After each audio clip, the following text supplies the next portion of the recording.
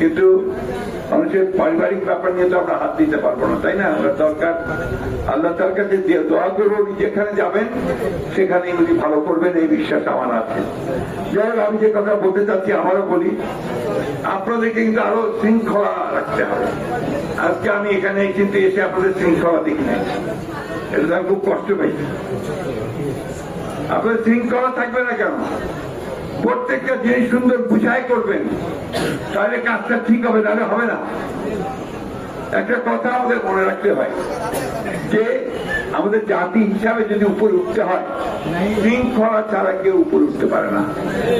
এখন থেকে বড় সংকট দেখা দিয়েছে না, তেল নাই, যুদ্ধ রাখছে আপনার যে ইরান আর আমেরিকা ইসরায়েলের, তেলের সাপ্লাই কম। এরপর হঠাৎ দেখা গেল যে আমার ঠাকুরগাতে একটা পেট্রোল পাম্প ভাঙে দিলে, ছোয়ালা ভাঙে দিলে। কেন? যে মাছকে কি করছে দিবা চায় না নাকি? তো ভাই তুমি পাম্পটা ভাঙলো কেন? অভিযোগ থাকলে যারা দায়িত্বশীল আছে তাদেরকে বলো, পাম্প ভাঙলো কেন? মগ আমরা তৈরি করতে দিব না, মগকে আমরা কঠোর হস্তে দমন করবো।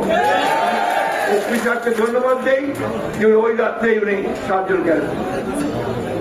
এটা সবাই সাবধান থাকবেন, কোথাও গায়ে জোরে আইনের বাইরে গিয়ে কোনো কাজ করবেন না, এটা আমরা হইতে দেব না।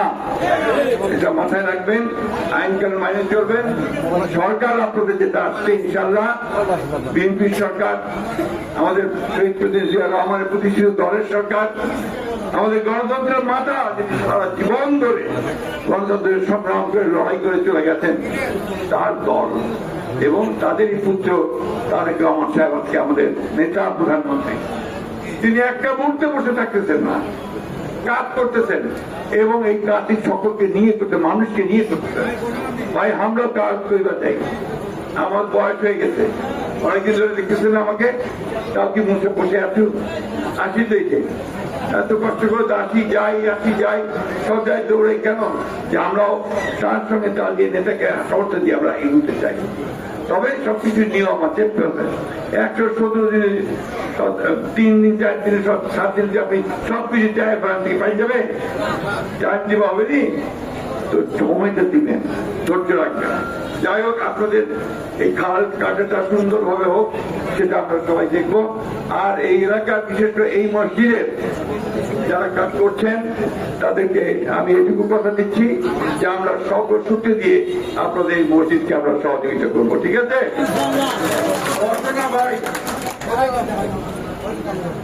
প্লিজ, আপনারা আরো অনেকগুলো দাবি দিয়েছেন, এই দাবিগুলো আমাকে দিতে হবে না, এই দাবিগুলো আমার কাছে সব আছে। আমরা যখন ইলেকশন করি তার আগে আমরা সমস্ত কিছু আমরা নিয়েছি আপনাদের কাছ থেকে, তাই না? এই যে রাস্তা, তারপরে আপনার এই হাট বাজারের উন্নতি,